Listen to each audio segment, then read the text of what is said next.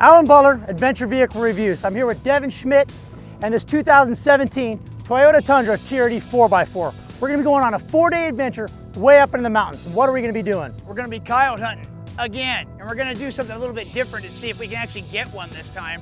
We're bringing a nice tool with us. Creative Arms rifles. Brand new, we got the 7.62 ARC rifle, which is the green one here, and we got the 5.56 car rifle, AR-15. Machined from 7075 T6 aluminum and built for high-stress environments, the ARK 7.62 and CAR 5.56 rifles were recommended by Creative Arms.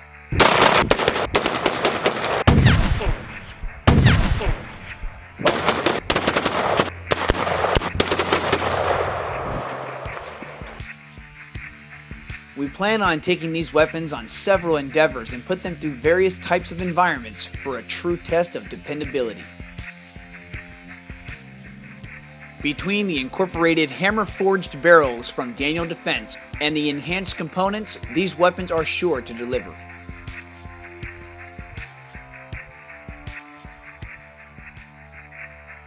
Additionally, our magazines are being secured by Ready Tactical's magazine retention device, the Reaper. Possibly the fastest retention device on the market.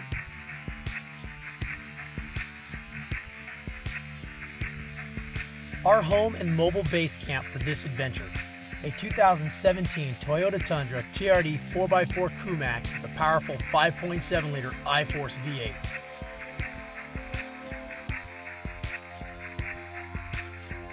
The bold lines and commanding stance of this Tundra make it appear unstoppable, but is it?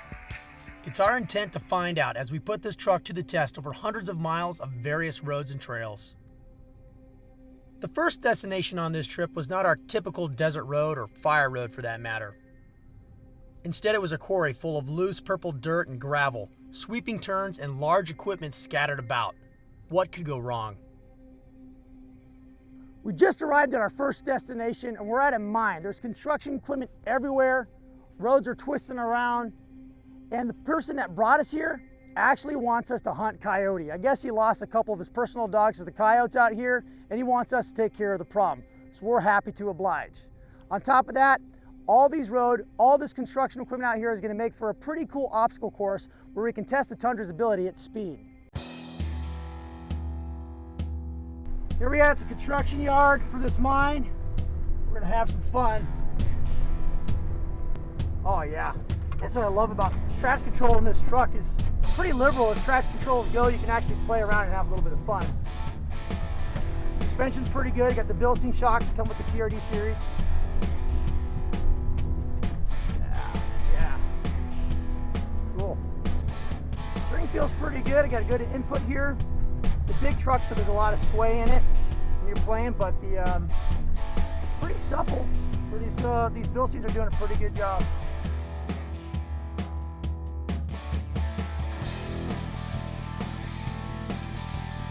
Now we got some construction stuff coming up. Oh, all kinds of counter steer. Freaking brilliant. Oh my God, the truck's so much fun. They let you play with them a little bit. You go a little slower, they let you play a bit.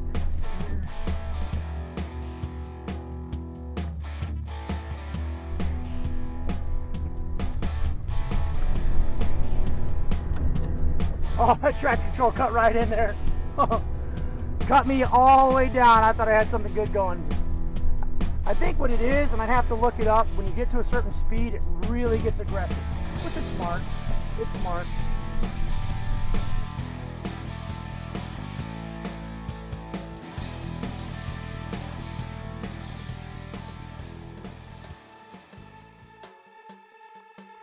As with any adventure, flexibility is key. Our time at the quarry had come to an unexpected and rather humorous end. We decided to make the best of it and leave the barren landscape of the volcanic debris behind as we headed for the mountains.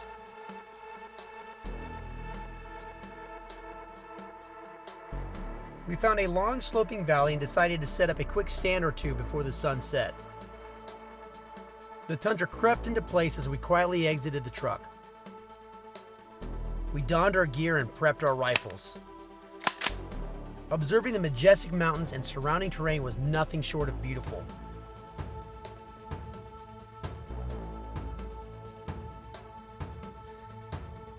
After an unsuccessful few stands, we decided to call it done and get back onto the road. We pointed the Tundra towards our next objective and continued on for a few hundred more miles. At the end of day one, I knew we had not even come close to pushing this truck. Here we are the morning of day 2. And to be honest with you, Devin and I didn't sleep very well last night. It's been pretty cold. But to show you kind of our sleeping arrangements, this is how we did it. We slept in a pair of hammocks that were first attached to some trees and then attached to the truck via the cleat system that comes to the bed of this Tundra. So the hammocks, well, they're pretty darn comfortable. It was a little bit cold, but having this Tundra here it acted like another tree. It did exactly what we needed it to do. We're gonna wait for a coffee to get warm and then put our packs on, get our rifles ready and head out for the first stand. With the long day ahead, we quickly and quietly took down our campsite and stored everything back into the spacious Tundra. With our coffee mugs full and our hopes high, we climbed back into the crewmax cabin and drove the big Tundra further and further into the woods. Having never hunted in this area before, we didn't know what to expect. And seeing that my cell phone didn't have any service, it made me smile. It felt so good to be so far off the beaten path.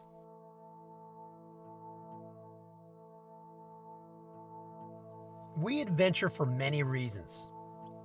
A great deal of adventuring is discovering yourself in relation to the world around you.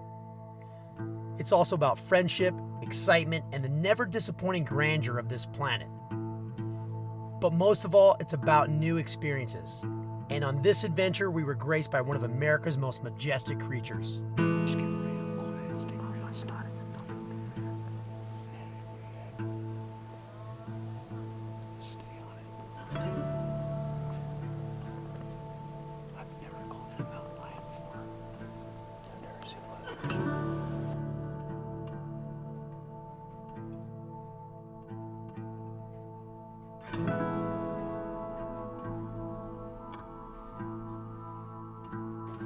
Well, that was interesting. Not what I was expecting. It's oftentimes people forget that when you're predator hunting, that you're calling in more than just a coyote. You're calling in every predator that there is in the area. But what a majestic sight. I'm really fortunate that we got to see that. But because of that, I gotta change my shorts and I gotta find another area to go hunt. So let's get to it.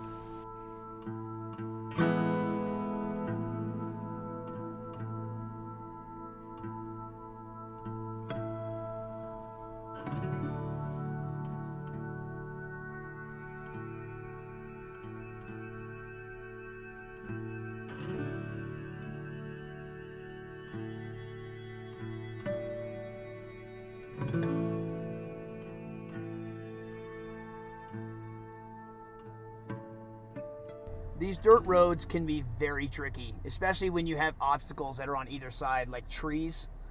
Lots of trees on this road.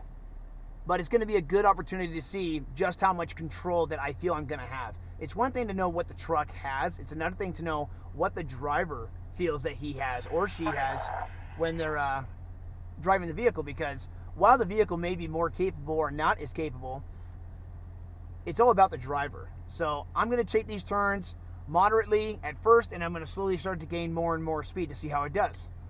I got the traction control off. I'm in two-wheel drive. I'm probably going to kick around these corners a little bit, but that's part of the fun. Let's do it.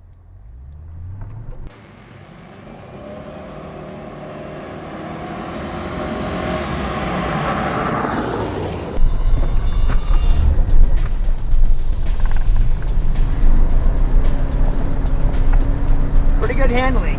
It's a big truck. I mean, you really got to take up the whole road to do it safely. So the Bilstein shocks, they do a really good job at stabilizing the vehicle. Obviously, they're not the highest, the highest grade performance shock that there is out there, but it does a good job.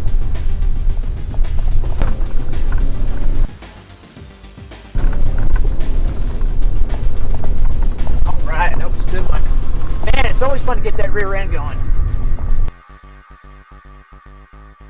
Whew. That's some fun. I want to try something though. I want to see just how much this traction control grabs on the vehicle, as well as I'm going to put it in 4 high. So that's what I got in right now. 4 high. Traction control is now re-engaged. I'm going to try the same thing and see how much control the truck lets me have or doesn't let me have.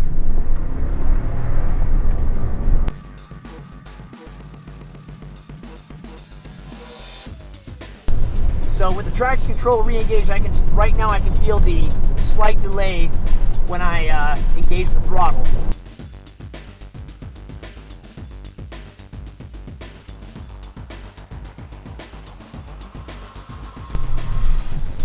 All right, did not even skid at all. Once the vehicle felt that it was a loss of traction, it immediately engaged the brakes and brought the vehicle to a slow so that it could regain traction. Now, while that's good, if you start to spin out or something, you do lose control. It can inhibit you if you want to take corners a little bit faster and get a little bit more performance out of it. Hunting in the morning and fishing in the afternoon. That's what we're about to do. We're about to go up this big old mountain behind me. We're at 7,000 feet. We're going to climb just above 10,000 feet. And we're doing it again in the Toyota Tundra TRD 4x4. Now, this truck has a great throttle response that should be able to help us get some decent throttle modulation all the way up the hill. We're going to be hitting some rough stuff, not at speed. We're going to be creeping and crawling because it's going to be some pretty technical sections that we're going through. At the top, 2 lakes that no one ever goes to. And what my hope is, I'm hungry. I want to eat some fish tonight.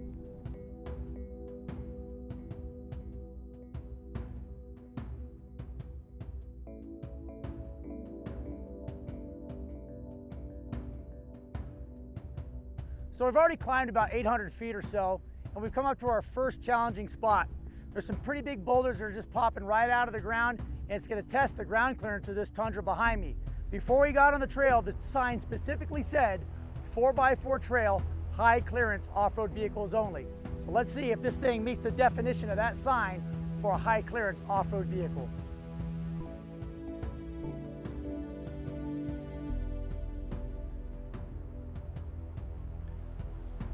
Up into the mountains we went. Once the fire roads ended, I stopped the truck, put it in neutral, and with the turn of the dial, the Tundra was in 4 low. Anytime I drive a trail and I know my speeds are going to be lower than 20 to 25 miles per hour, I'll usually put the truck in 4 low. While this trail did not have extreme climbs or descents, it did have plenty of large rocks strewn about. Thankfully, we removed the side steps from the Tundra, allowing us to use every bit of its 10 plus inches of ground clearance. Along with the roughly 32-inch all-terrain tires and a predictable throttle for low speed control, this honking truck was able to clamber up the 3,000-foot ascent without scraping the earth once.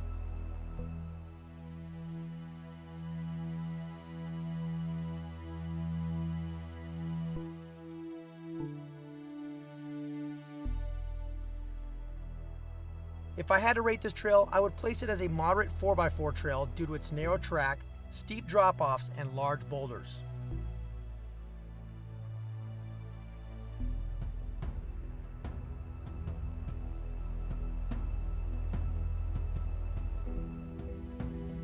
Because we were basically climbing along the precarious edge of a mountain in a very full-size pickup, we were forced to slow down and really watch our lines, which at times brought us within inches of the trail's edge.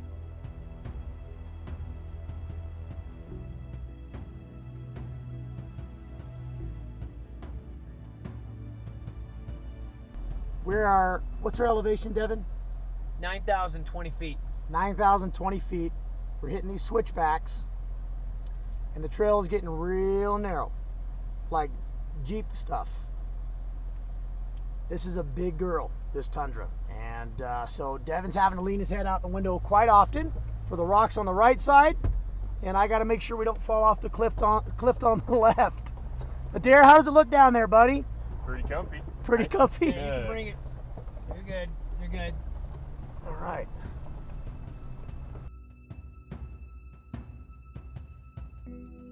The suspension kept our backs fresh as we moved along the rocky trail. This suspension was excellent at keeping this big Tundra under control and comfortable. So much so that our cameraman made mention of how much less jarring he felt in this truck when compared to his friend's Jeep Wrangler 4-door. While the Tundra Crewmax cabin is very roomy and comfortable, the one main limiting factor for this truck would be its overall size. In the end, this Tundra did great on this moderate trail at altitude. And to be quite honest, the Tundra could have done even more difficult trails. However, it would be nice if Tundra shared some of Tacoma's off-road and adventuring goodies, such as multi-terrain select, GoPro mount, electric rear locking differential, truck bed outlets, and so on. The good news is that if you ever wanted to conquer more challenging trails, the Tundra has a lot of aftermarket support with regard to off-roading.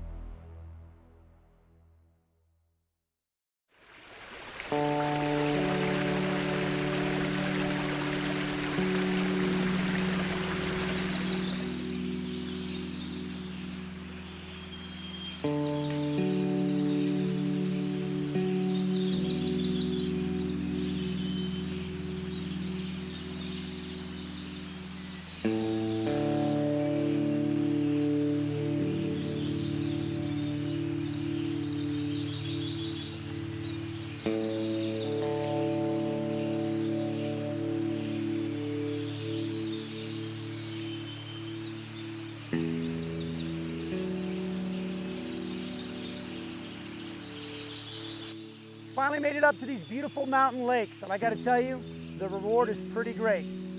The Tundra did awesome as well. Narrow switchbacks, some pretty steep climbs, and a lot of rocks popping out of the dirt really put it to the test. And I think Devin and I are both pretty impressed.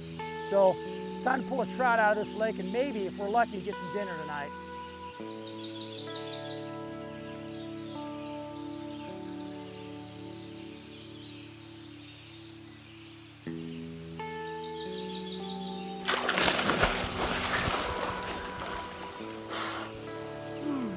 Brisk, that's how I like it.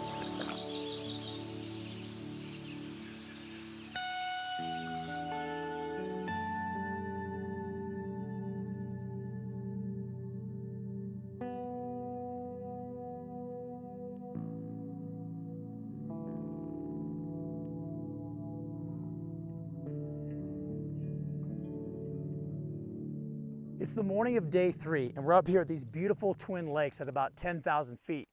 Of course, we started our drive at about 7,000 feet, and the Tundra took us all the way up. And there's a reason why there's pretty much nobody here. It's because you need a good off-road vehicle to get you to locations like this where no one's at, where you can enjoy the peace and serenity of the great outdoors.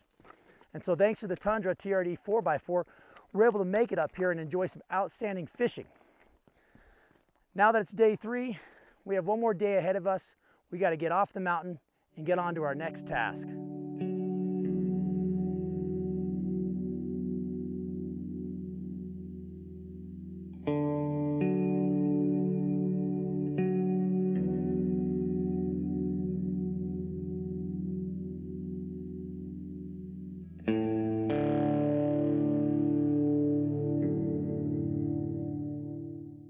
I had the opportunity to not only drive this truck off-road, but on various paved roads as well.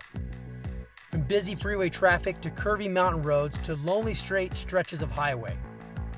Throughout all of our driving conditions, the Tundra, equipped with the 5.7-liter iForce V8, got between 12 to 13 mpgs. Not quite what the EPA estimated, but the poorer than expected mpgs might be to blame on my heavy right foot.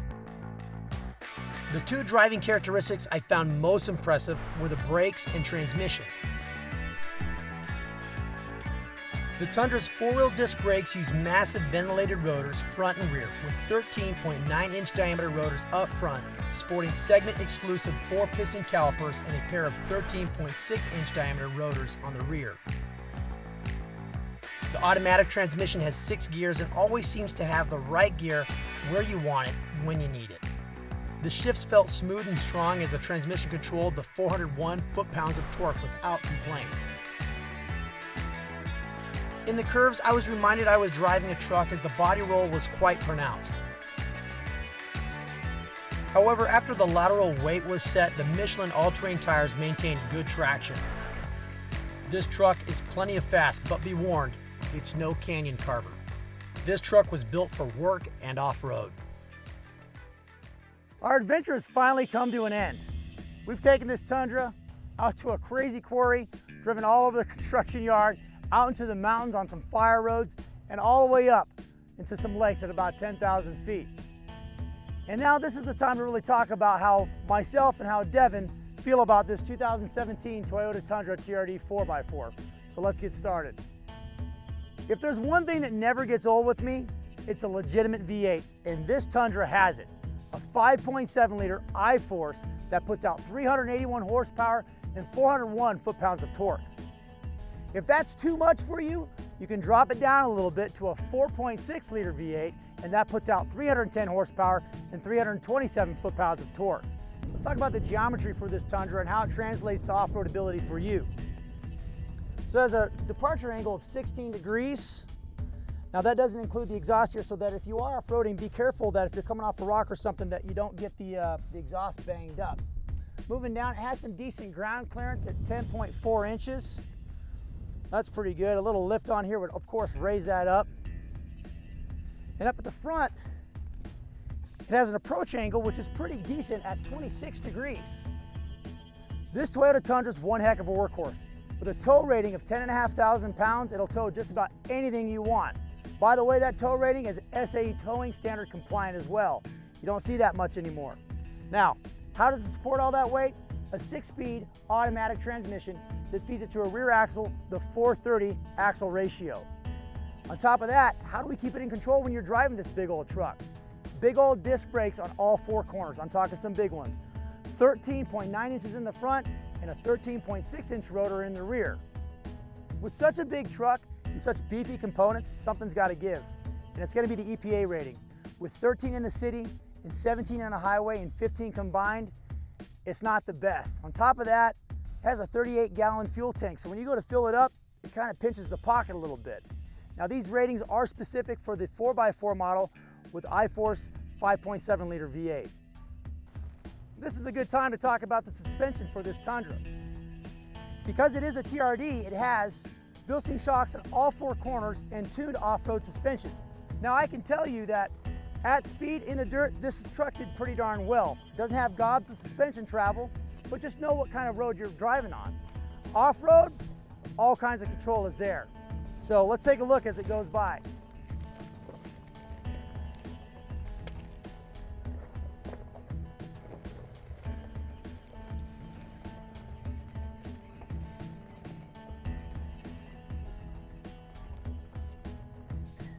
I can't think of any other word but fun.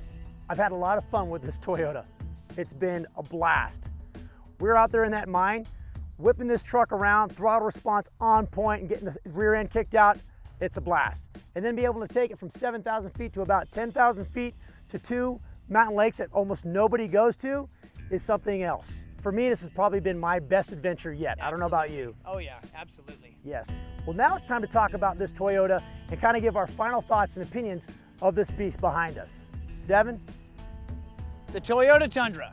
Anything with Toyota, everybody likes to reference it with, it's reliable. Last vehicle you're ever gonna need. It'll run forever. I completely agree. It's a great manufacturer. But this truck specifically, something I don't like, gas mileage. The gas mileage sucks. There's just no other way to describe it. This truck, it's meant for towing. It's an awesome vehicle. Some of the things that Toyota did to try and compensate for the weight to get better gas mileage is they started putting a little bit less durable material when it came to certain components of the vehicle. And I'll say this, the skid plate on the gas tank, it's plastic. Now, you got the front skid plate, it is off-road worthy. Why wouldn't you do it for the gas tank? That's a pretty important factor. It's a big part of the truck. Same thing with the rear bumper. Rear bumper, it's also plastic. You can literally grab it and pull on it and it bends and warps. Amongst other things, little components inside the vehicle, plastic. But I'll say this, the truck got us to where we needed to go. It was very spacious, it was comfortable, and I enjoyed it. Good. I agree with you. It is spacious, it's comfortable, and We were able to plug in everything we need to get plugged in to get things charged up and keep the camera equipment rolling. Now this Tundra is pretty much unchanged since 2007. They've changed some of the aesthetics behind it, but in essence it's the same truck. And it kind of checks the boxes. If you're looking for a general purpose truck that can tow well, that's got gobs of power and bunch of space, this is your truck. Once you kind of get narrowed down to specifics, the other manufacturers may be more what you're looking for. If you're looking for a full-size truck that can get 20 mpg or better on the highway, well, this isn't your truck. This is not going to be your friend in that particular category. This truck is a general purpose truck, in my opinion. Now, you slap the 4x4 sticker on the side of it, I think it earns the title.